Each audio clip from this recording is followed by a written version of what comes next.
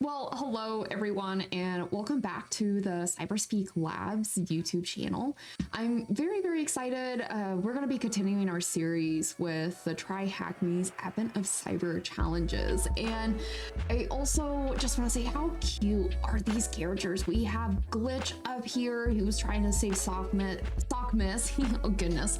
And then we also have Mare Malware, and then McSkitty, the analyst down here. We haven't really met Glitch's dog yet, or I'm assuming this might be us, but yeah, if you haven't participated yet with Advent of Cyber, I highly recommend it.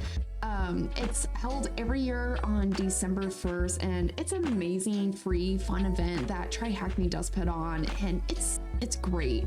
It's absolutely great. You get a lot of experience. I will say TryHackMe does a great job collaborating with a lot of community influencers and professionals in the field, and they just really want to make sure like these challenges are as real as possible. Now, I will say there is also, you have your main quest here is what I would like to call it, but then you also have your side quest, and just kind of reading through different Reddit articles and through X and Blue Sky and LinkedIn, these side quests seem to be pretty hard, but I don't know if I'm going to be doing any of these in this video. I might do like a few separate ones, but right now I'm just wanting to focus on Advent of Cyber. And if you have been watching my previous videos or anything like that, I am a little behind, but yeah, so this is, oh man, Gerald is amazing. I have been following Gerald for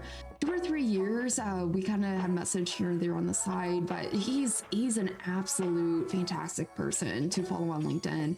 And he has a lot of great passion for this field, and I'm excited that TryHackMe had reached out to him about Advent of Cyber. That's super cool. I'm very happy for Gerald, and yeah, I look forward to going through this, and especially there's been a few other people in here that I've seen their names tied to, like HevTech and a few others. So it's pretty exciting. Like I said, TryHackMe does a really good job with community engagement. So kudos to TryHackMe, and thank you for these industry professionals who are literally using their time and resources to give back to the community. That's awesome. So I hope TryHackMe at least gave you guys a free t-shirt. If not, I would reach out to them because, you know, they absolutely deserve a free t-shirt. So we are heading into day 2 of the story, and looks like we are going to be using Sim. Now, TryHackMe said that they do provide videos of walkthroughs and everything for the beginning of the day.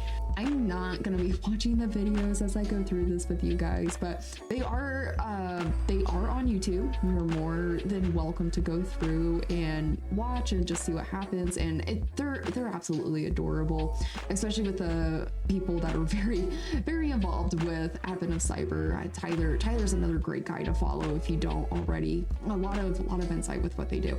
So it is the most wonderful time of the year, and it's the most stressful day aware of a security operations center team. I'm just gonna be honest, every day is a stressful day in the security operations center.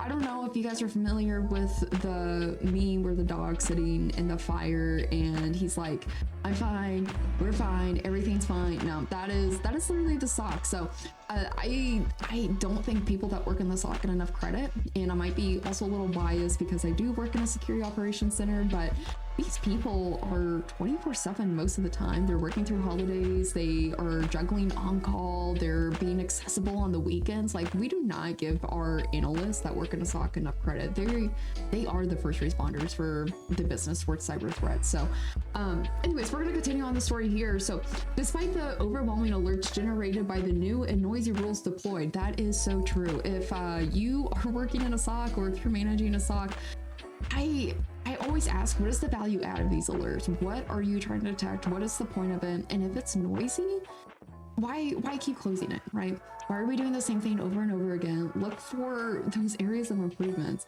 because you're going to burn out your analysts, you're going to burn out your team, and eventually it's just going to become an open and close alert, right? There's no value add at that point. So really asking yourself, what is the value add? What are we trying to detect? And then also really utilize that MITRE framework. If you're not familiar with it, MITRE does a great job with training on it, and then also be familiar with concepts like pyramid of pain. It really helps bring that next level of maturity in threat detection or behavioral detection engineering. So anyways, I can nerd out all day about threat hunting and stuff like that, but we're going to continue on with Wearville SOC analysts. So they have been processing them nonstop to ensure the safety of the town, as they should. They are good SOC analysts. So, however, the SOC analysts are now burning out of all the workload needed before Christmas. I literally just talked about burnout here with a ton of false positives. So, numerous open cases are still pending and similar alerts are still firing repeatedly. Yep, that sounds about right in the SOC. So, making them think of the possibility of false positives out of all the mess, right? So now help awesome Wearville SOC team analyze alerts to determine whether it's true that mayor malware is instigating chaos within the town. And I said this in the day one video. Mayor malware probably is not going to get reelected as mayor. Especially when there's all this conspiracy theory against him, and definitely a lot of insider threat vibes for Mayor malware, but that's okay. We got McSkitty and we got Glitch on the case, and that's okay. So in the SOC, events from different devices are sent to the SIM. SIM is great. It handles a lot of big data platforms to help tell that story across many different types of alert sources. This might be things like maybe your Exchange server, your endpoint logs, you name it, it should be going to the SIM. I have a shirt from Splunk, and it says, I like big data and I cannot lie. And it's true. I live, laugh, log every single day. So, which is the single source of truth of all information. Events are aggregated. Certain rules, detection engineering rules, are defined to identify malicious or suspicious activity from these events. If an event of set events fulfills the condition of the rule, it triggers an alert. A SOC analyst then analyzes the alert to determine if it's true positive or false positive. And I like that TryHackMe kind of goes into the true positive and false positive. There is some other concepts.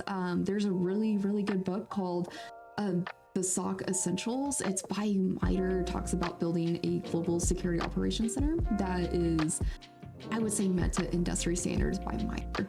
And they go over concepts called true positive, false positive, true negative, negative value. And it's very interesting because yes, even though we have false positive, there might be times where the alert fires on legit activity where it meets the condition, but the activity itself isn't malicious. So some people call that a true negative. Other people have their own corporate internal business jargon for it, but it's very interesting because it helps bring another set of maturity, right?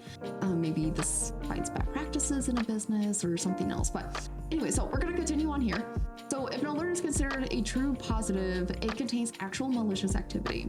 And on the flip side, if the alert triggers because of an activity that's not actually malicious, it's considered a false positive. So TryHackMe in this instance, they're just making it plain and simple here. Hey, if it's bad, it's true positive. Anything else, we're just going to consider this a false positive, which is totally okay, right? Especially if your SOC, in my opinion, is a little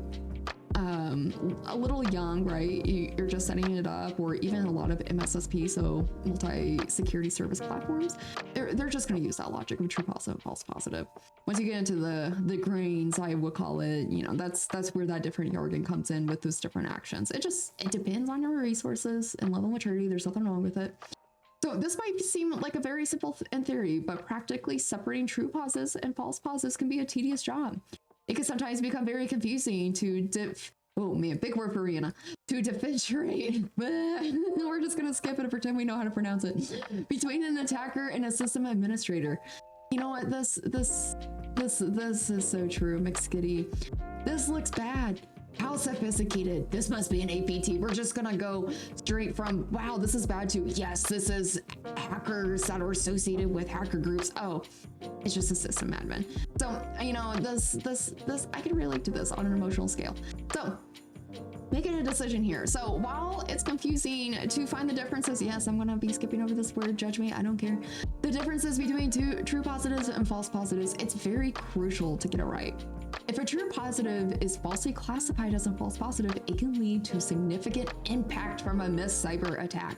And it does happen, right? And a lot of people talk about AI, machine learning, how this can solve these human errors. And end of the day, we still need those human checks, and not all the time are they going to be accurate. And that's why burnout, that's why fatigue is so important, because again, right, these people are your first responders for cyber threats and attacks. You do not want them tired. You want them to be vigilant. You want them to be on their game.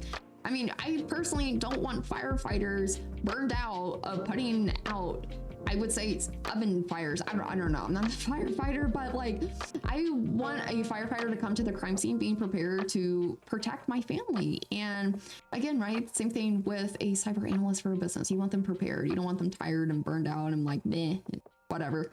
We'll just let this admin go through. Who cares? So the SOC has a superpower. When they're unsure whether an activity is performed by a malicious actor or a legitimate user, they can just confirm with the user, which is true, right? Not all the times are the users gonna be, I would say, honest. Sometimes they get embarrassed or super defensive, or whatever that might look like. But it does give that validation, especially if you're learning lay of the land, right? What's normal in our environment? What's expected with our developers? So this privilege is not available to the attacker. A SOC analyst, on the other hand, could just send an email or call that relevant person to get confirmation of a certain activity. I have a reputation in my business, and that's totally okay. But I like to be friendly in cyber. Some people like to come in very, I would say, direct and harsh. And cyber isn't meant to stop the business. We're supposed to collaborate and make sure the business is secure. So that's a soft skill that is very, very much needed in my opinion. So moving forward here, change requests to be created and approved through the IT change management process. Yes, this is great documentation hack. So depending on the process, the SOC team can ask the users to share the change request details to confirm. And surely if it's legitimate and approved activity, it must have an approved change request. That's true, right?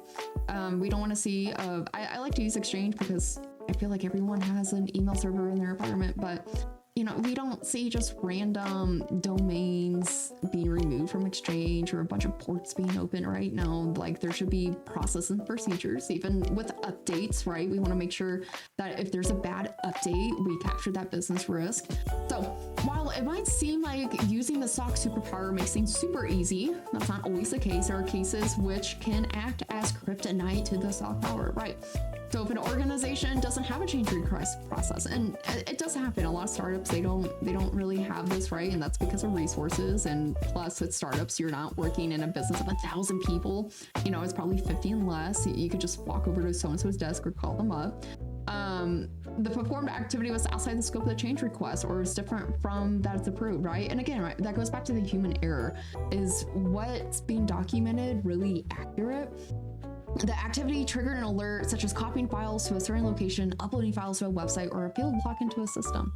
An insider threat performed activity that's not unauthorized, and a user performed malicious activity via social engineering from a threat actor, right? So these are things that security tools can't protect against, can't stop. These things happen, and at the end of the day, that's why we have jobs. That's why we're doing admin cyber, to learn these skills. So in such scenarios, it's very important for the SOC analyst to understand the context of the activity and make a judgment call based on their analysis skills. And again, I feel like the defense side, and it's not glamorized as super shiny. It's often, in my opinion, is marketed towards, hey, you're looking for an entry-level job, so you should look in a SOC role. And that's it, right? It's not really captured as someone who needs to multitask, someone who also needs to communicate, someone that can literally be under pressure 24/7, and at the tips of their fingertips, they can either save the business or make a terrible mistake. It is not an easy role. Then on top of it, you're supposed to memorize all these processes, these procedures, these data policies, and all of these other things, right? The SOC, in my opinion, is such a,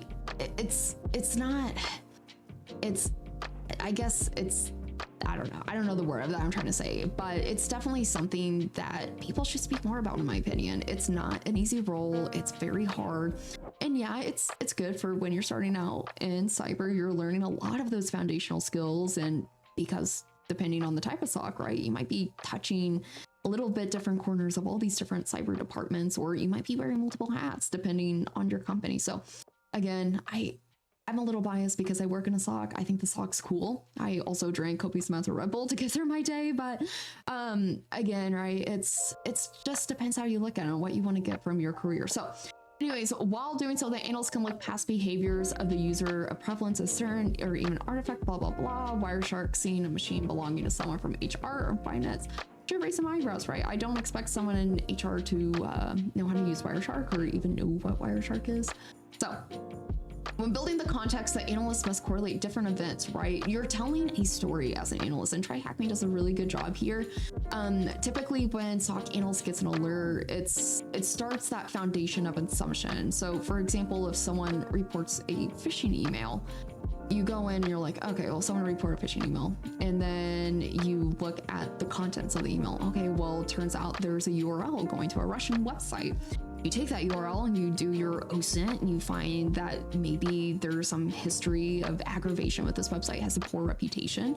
And for some reason, it got recategorized by a lot of common firewalls. So now this probably bypassed filters, and you look and you see, hey, this was allowed in our environment. It's not blocked. Then you start scoping how many users clicked on it. Oh, okay, users clicked, and now you're telling a story. What does this website do? You know, was it credential phishing? Was it potentially downloading an info stealer? So really understanding that full story goes a long way, because you're gonna have to communicate this back up and have to explain what the impact is it remediated? And again, right, this is all very, very, very stressful stuff that SOC analysts have to deal with. So we're gonna go ahead and we're gonna start our machine, because we're gonna pretend that I read everything on this page. Elastic is really, really cool. If you're ever looking at building a home lab, there's a lot of cool sim tools like this where you can build your home lab and just learn how to parse logs, because again, parsing logs does not go away. I'm not really a pen tester, so I can't speak on that side, but logs are great for troubleshooting, telling that story, and also creating those alerts. So we're gonna go down here. I'm also just skimming because I can. Explaining how to use Elastic, which is really, really cool. I'm most likely gonna have to come back and review some of this, because I'm one of those people, I'm very impatient. If you've seen some of my other content, we go over CyberChef. So yeah, if you see some of my content here, I definitely jump a lot. And it's just because I get so excited. I just want to go that next thing. I want to be hands-on. So one thing's for sure. So if you're not familiar with CyberChef's a great tool. You can download it locally on your computer. You can also access it via webpage. It's a open source tool. It's often referred to as the Army Swiss knife for cybersecurity. So it has a lot of cool gadgets in there, such as encrypting, decrypting, and then also parsing date and time from stuff. So another tool that they recently added is the metadata extraction feature. So extracting metadata from emails and images. I personally like to use the XFF tool, but yeah. So what is the name of the account causing all of the login attempts? Well, if we I'm just gonna assume it's service admin without me actually opening the machine. This is me being lazy here. I'm just being an average user. Oh, look, it's correct. Oh, whoop. I forgot about this pop-up. Oh, and I hit a 2-day streak. I'm 5 streaks away from a badge. Oh, how popular will I be on LinkedIn posting about my streak badge? So how many failed login attempts were observed? So this is, I'm gonna guess, let's see here. Okay, so they didn't filter on failures here. We do see a success. So I'm just gonna go up to our virtual machine here and start filtering on this stuff. And I'm definitely gonna have to go back and read some of the instructions, because again, foreshadow myself, I went ahead and skipped ahead for no reason. Hooray! I like how positive TryHackMe is with all of their stuff. It definitely makes me happy, because there's not enough positivity in cyber, in my opinion. There should definitely be enough. Okay, so we're just gonna wait here for a bit. In fact, I might pause the video here as this loads, and if not, then I'm gonna put a little cut screen right here for a bit that talks about some of the stuff that we do here in CyberSpeak Labs. We have an amazing Discord channel that's great for community involvement with events like Advent of Cyber. We also started incorporating AI bots, so if you want to talk to some of our lab dogs that we do have. It is great. If you want to learn more about CyberSpeaks, you can visit https://cyberspeaklabs.com. We have a great way of staying engaged in the community. We have our lab newsletter that we have here. We also take community submissions as well. So if you're ever looking at promoting your passions, your interests, and stuff like that, we absolutely here in the lab want to promote that as well. We like to help people build their professional network and their professional brand. So great thing to add on your resume. Additionally, we do have a podcast called Defenders and Lab Coats. We host this through YouTube and Spotify, and a lot of our updates that we post are through LinkedIn as well, in addition to our newsletter in that Discord channel. So I highly recommend checking out what we're doing here in the lab.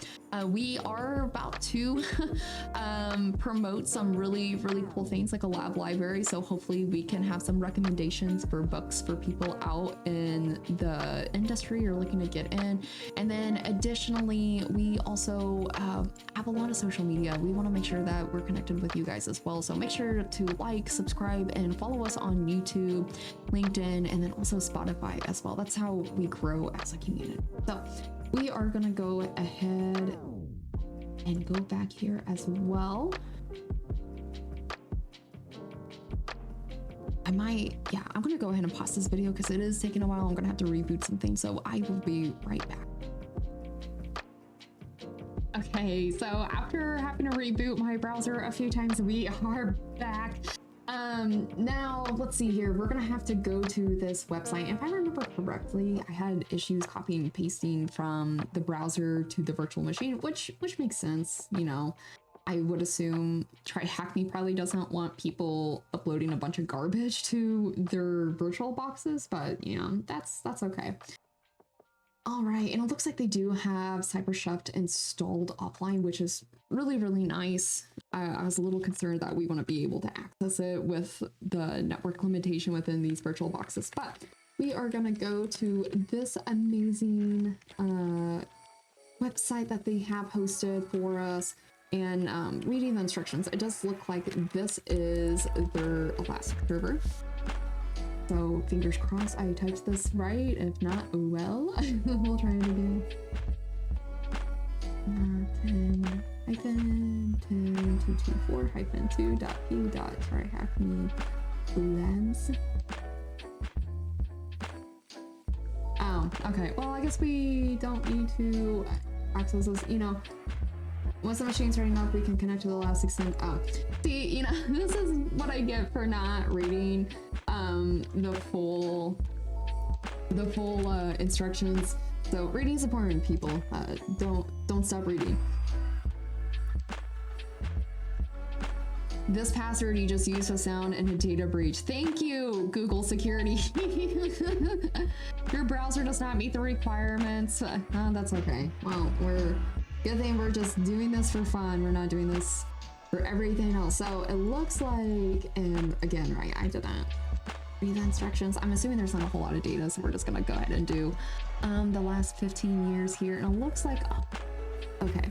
I really like how they do the dates to make it look like it was actually during SOC-Mas on December 1st. So that's pretty cool here. So let's go back to our instructions. Yep, I went ahead and just obviously did not pay attention. I had my own side quest over here reading everything else. So it looks like they're wanting us to make everything look pretty with username and category command line. If you never really played with Elastic, there's a lot, and I'm talking about a lot of YouTube tutorials out there. Elastic's really easy to navigate, in my opinion. Like every other SIM, there's some pros and cons. I will say pros, it's not as expensive as some of the SIM vendors. I won't say names, but you know who I'm talking about. But at the same time, again, if you're trying to build a small lab and just learn how to parse basic logs, this is great. You learn a lot with syslog, APIs, webhooks, a lot of things that, in my opinion, go a long way. Logs do break on the SOC side, so when things aren't happening, having that ground knowledge can definitely help drive conversation. So they wanted timestamp, they wanted agent name, unless they said agent version, agent type. You know what? Why not? We'll do everything. When log beat. So it looks like we're coming from we're using WinLogBeak to pull these hosts. Now, just because I'm nosy, I want to see the, okay, so the index is WinLogBeak. It's Microsoft Windows, so it looks like we're pulling out the security locks from Microsoft hosts. And just looking down here, yeah, this is definitely a Windows 10 endpoint that we have. Okay, so what's really, really cool about Windows is Windows Event IDs. I used to be super nerdy with Windows Events IDs, and I used to be able to be like, oh yes, when you see this Windows Event ID, this means a Kerberos ticket was generated. And I can kind of do that, like 4688, I believe that's a new process. 4624, a lot of the 4620s are going to be your login events. So I'm also going to pull up the outcome here. So it looks like we have success, so things were successfully ran or initiated, and then event type. I wonder if that. No, I don't care about event type. I'll just go ahead and get rid of this. And one thing I do like about a lot of these sims, if you don't remember the field name, you can just go down here and just kind of see what it is. So what I'm looking for right now is going to be the message service, which this message here, that's going to be your raw log. It's not parse, it's just how the log comes into the sim, and then you'll have your different parsing on the back, and it just depends on the different type of log, and that's where you get these field names.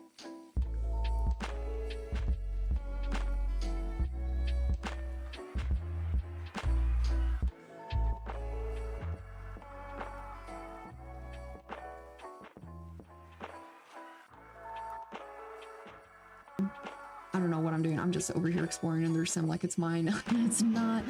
One thing that I do enjoy is the different spaces. I like that identity access where you can keep your log secure, because not everyone needs to see everything, in my opinion. But okay, so we're gonna go back, and it kept our session, which is super nice. I was afraid it didn't leave a cache, but okay, so we're gonna go down here. I'm looking for exactly what those Windows event IDs are. Oh, subject domain.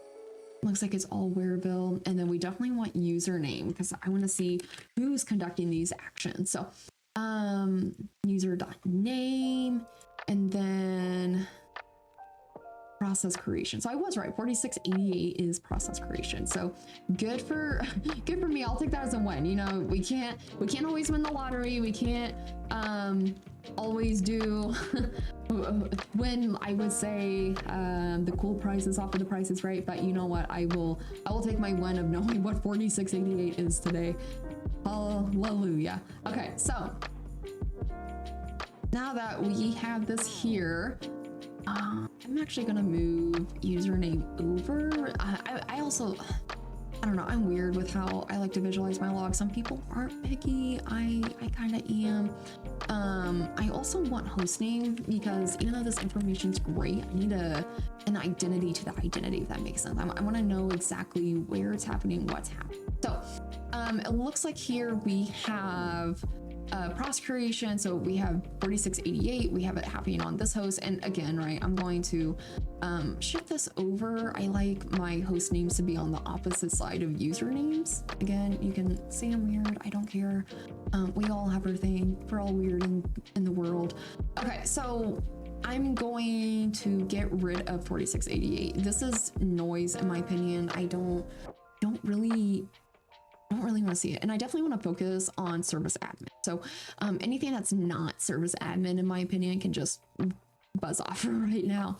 And 4625, so this is going to be account logout or account failure, which is what one of the questions asked. So I was right about 4620s being your authentication processes. So we have 4624, which is going to be your success, and then 4625, which is going to be your failures or account logouts for Windows Event ID. So we're going to go ahead and just focus on 4625, since that was one of the questions that we have here. So if we look in the corner here, this is your total number of events hit during that time frame. So this is everything that was failing on service admin and that event code of 4625, which is super fun. And what's also interesting here, we have it failing on multiple hosts. So I'm just because I'm curious, I'm just going to do a quick visual. One thing about Elastic, it does only visualize the first 500.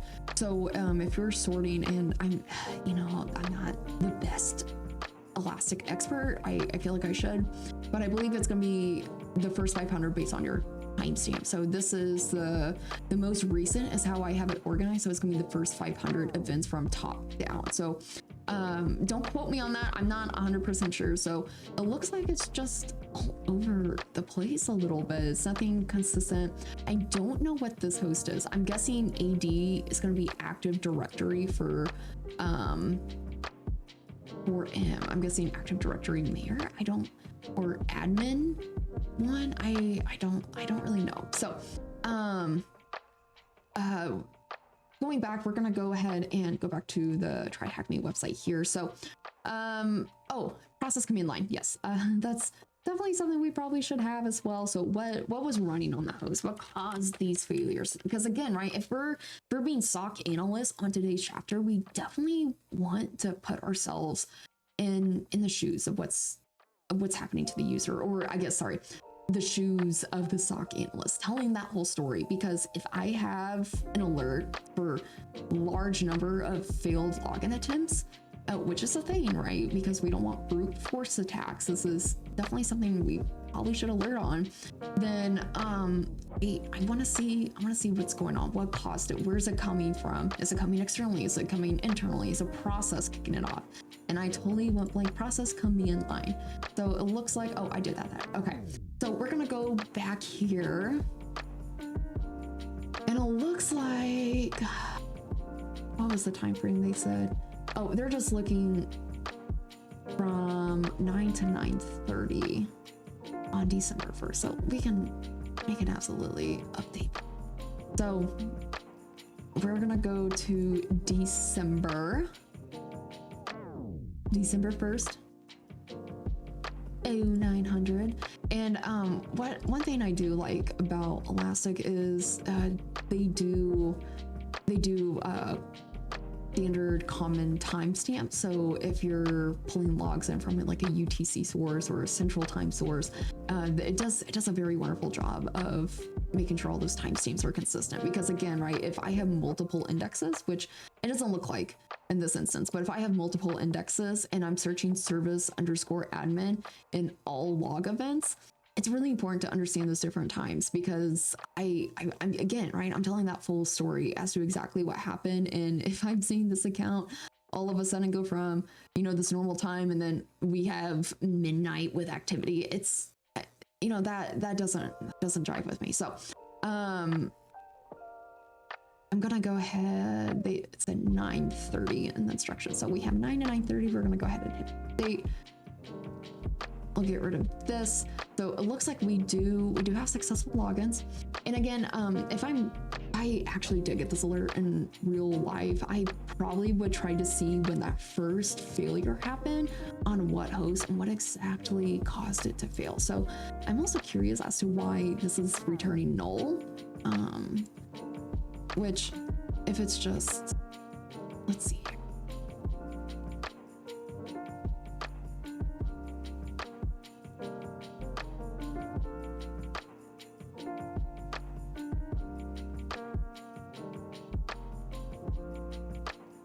Well, I'm glad that they're using NTLM version 2. Way to be secure over here. So, yeah, okay. So I'm just getting distracted over here. So I'm gonna go ahead and close this log here. But yeah, so if this was legit happening, I would look for that first field event, right? Where did it come from? Was it internal? Was it external? Again, going back to telling that full story here. So I would agree, this is what we kind of look like here. We have service name, event process. Oh, that's right. Let's see here. What were they filtering on? Oh, nothing. There was no filters. That's okay. We'll just get rid of that. Yeah, see, there we go. So it looks like this process here, and that's where we would decode that base 64. And if you're like, how can you tell that's base 64? Most of the time when you see these two little equal signs, it's not all the time, but most cases, that's usually going to indicate your base 64. And again, if you're not sure, CyberChef has a option called magic. So you would input this, and instead of the base 64 filter in here to where they had CyberChef, you would go in the search bar here and you would type magic, and it would just look at the different patterns, and it would give you the best option for quote unquote recipe to cook with, and that would be your output. So let's see here. So we did all of these things. Remember to remove the event category filter. Yes, absolutely. So we have any events from the 29th to the 1st of December. So update the filter for these days. So it looks like they did the 29th at midnight to December 1st at 23:30, which, sure, but if I'm doing an actual investigation, I'm not going to stop at the default option of 23:30. I'm going to do the 23:59:59, right, all the way up to that next second rollover, because at best effort, I want to give details at best effort here. So now that we did this, whoa, there have been more than 6,800 alerts. That is true. We do have a lot here, 6,814 to be precise. That's a lot of logs to go through. So what we're gonna do, looks like they are filtering out things here, and I'm gonna be honest, I'm gonna be lazy. I'm not gonna read all this. I'm just gonna look at the images. So they filtered on anything that was service admin. So let's see if this eliminated anything, which it didn't. I'm not really shocked by this. And then they went ahead and focused on the event category of authentication, which I don't think I put that up here, which is completely fine. We can just look at event category over here and then just filter on authentic, so we don't want process. So this brought it down by 12 events. we are getting there. We are making progress. And then let's filter out the source IP so we can find the IP that caused the spike, which is true.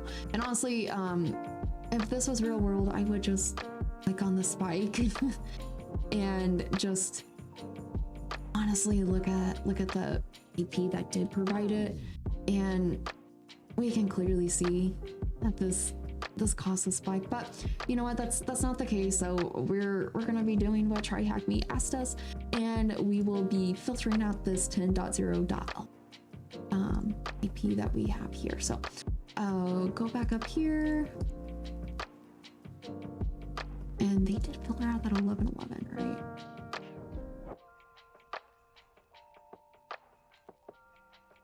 Okay, so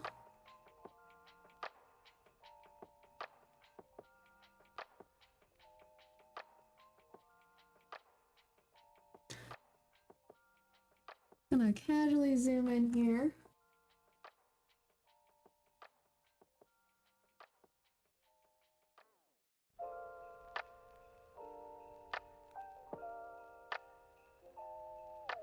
It was 10.0.11.11, so that's what we filtered out. Interesting. Okay. Scrolling down, we see events with failed logins. We can also see the IP address for the spike ending in 255.51. So let's remove the source IP. So it looks like they removed that filter that we have here. So we're just gonna go ahead and remove it. And then, yes. Our suspicions are rising. It seems that someone tried to brute force it. You don't say.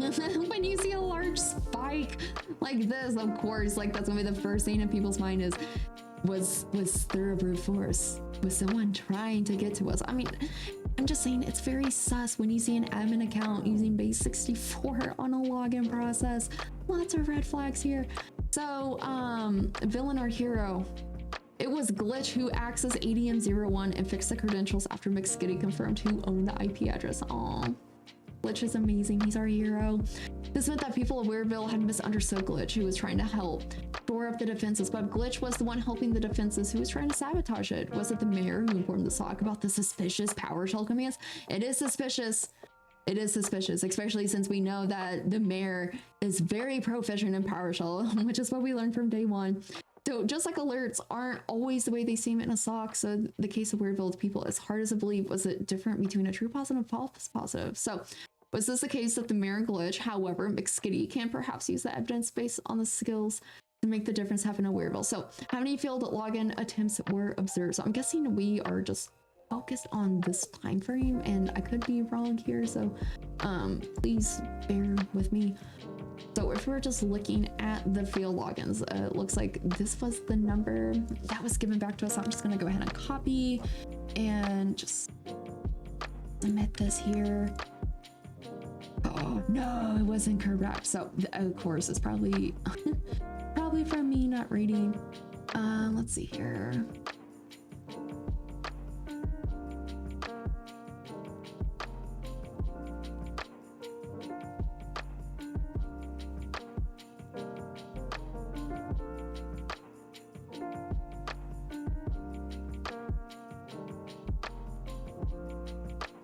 Set the event category, filter to authentication, and the event outcome to failure. You don't say. I wonder if it doesn't like the comma. It didn't like the comma. Are you serious? Oh my goodness. Okay, so if we go over here, so this looked like it was the spike that happened, and then it just, so if we get rid of the failure, and we're just looking at the, man, I'm so triggered by the comma. So this was a success down here. So amongst all the failures, so I'm gonna guess, especially since we know that glitch was the one that accessed us here, we are going to look. I'm just gonna get rid of all the failures just to filter out this noise. We have this down here. Here's the host IP that we have, and I'm actually just gonna look at the raw message just for fun. Let's see here, making sure I'm answering the question right. TryHackMe. What is the IP address of glitch? So we're gonna probably want the source IP. And I did just have that IP filtered, didn't I? So we'll see if this is correct. Yay! Whoop whoop! I need to stop doubting myself. You know, the comma really threw me off here. So when did glitch successfully log into ADM? Use the format. Oh my goodness. These formats always kill me. There's so many commas and colons and seconds. Okay, so when did glitch successfully log in? So I'm just gonna take a wild guess here and assume this was gonna be the first event. So where's timestamp? I'm just gonna copy it here and just paste it and see. Yay! What is the decoded command executed by glitch to fix the system of Weirville? So what I'm gonna do here, I'm gonna take that source IP, I'm gonna filter it, and then I'm gonna get rid of authentication as our process. And I'm hoping I can just see the process that glitch used.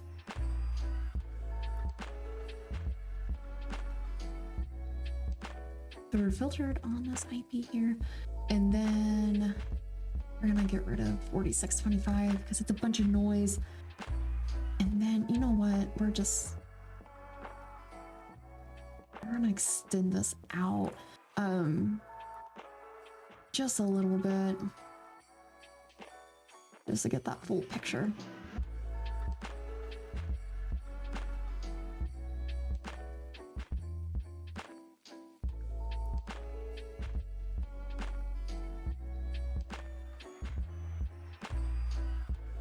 And this is also me, just, I know the easiest way is probably just to filter on process instead of authentication, but I can't help myself from poking around in these logs. It's so great. So let's see here, process creation.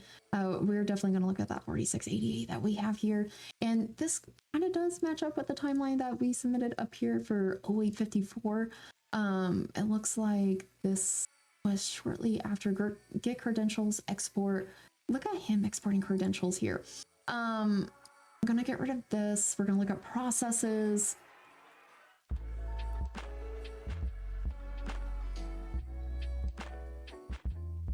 So let's see here. Really, that was the only 4688 during that time. That's so interesting. And then also because I am too lazy to sit here and filter everything. I know it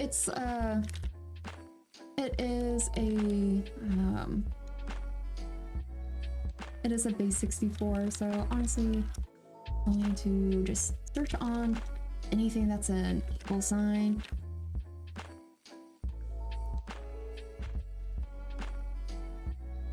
I'm just gonna do 4 weeks of current. That's okay. Okay, so it looks like this was the PowerShell script that was used. And give me 1 second to open up a new tab for you guys so we can use CyberChef here.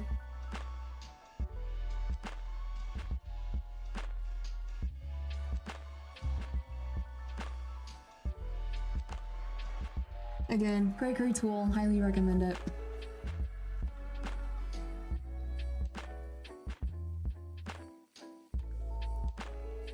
And then this, I also want to showcase that magic that I showed earlier, or I was talking about earlier. So this is magic, and if you look down here, the entropy is giving a pretty decent confidence. So it's either going to say from most likely to least likely, it's going to be base 64. So if I just stop this and I'm going to go and do what CyberChef's suggested and just click and drag this recipe over here.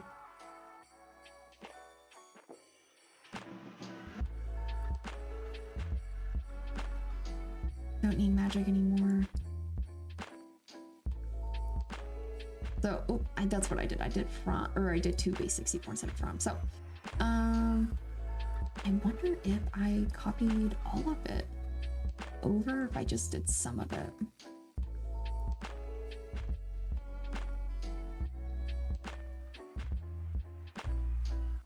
Okay, I did bring over CyberChef to this browser, so I had to pause the video real quick to do it. So this is where we left off here, and it threw me off, I'm not gonna lie. So what I'm gonna do is go up here. I'm gonna take this. Oh, it's gonna be like that, isn't it? So I'm just going to write this at the very bottom. So I'm trying to think of an easy way. So it's install, oh, well, I guess it's not that hard to read in between the null characters. So install Windows Update except all. So let's see here. Install Windows Update except all. And I can't tell. Okay, so it looks like the 2 nulls are, it's gonna be your space or a hyphen, space hyphen. So install hyphen Windows Update. That's gonna be 1 word. This is gonna be a space. Except, gonna be hyphen except all, and a space, hyphen, auto reboot.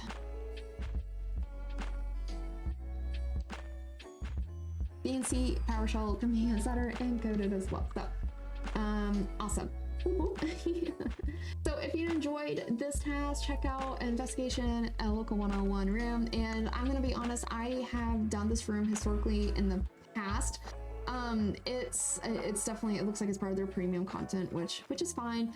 I did this room in the past, right when I got rolled out, and it was very helpful, and definitely a room I recommend as well. So anyways, I hope you enjoy today's content. Again, I always like to promote the community engagement that I do through CyberSpeak Labs. So we are doing, again, that Advent of Cyber on our Discord channel. So if you want to check us out, go to cyberspeaklabs.com. At the very bottom of the footer, this is where we have our YouTube, our Spotify for Defenders and Lab Codes podcast, and our Discord for community engagement as as well. So I look forward to doing day 3 with you guys. Eventually I will get caught up with everyone else. Again, I'm not doing it for the prizes. I'm doing it for the fun festivities of SOC-Mas with Glitch and McSkitty as well. So I hope to see you guys again in the lab, and thank you all. Have a great day.